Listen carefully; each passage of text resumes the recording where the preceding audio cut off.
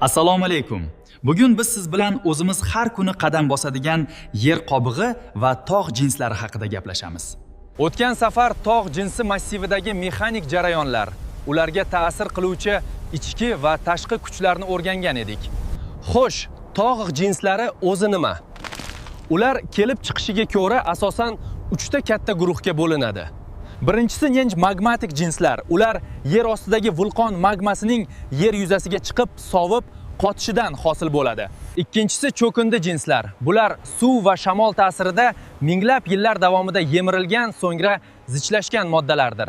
Uchinchisi metamorfik jinslar. Bu mavjud jinslarning juda yuqori harorat va bosim ostida butunlay boshqa holatga aylanishidir. Aynan mana shu ichki deformatsiya va harakatlar konchilar uchun eng xavfli va o'rganilishi shart bo'lgan jihatidir. Agar tektonik maydonni to'g'ri hisobga olmasak, yer osti inshootlarining xavfsizligini umuman ta'minlay olmaymiz. Xulosa qilib, o'zingizga savol bering. Bu jinslar qanday farqlanadi? Nega gravitatsiya va tektonikani bilish shart?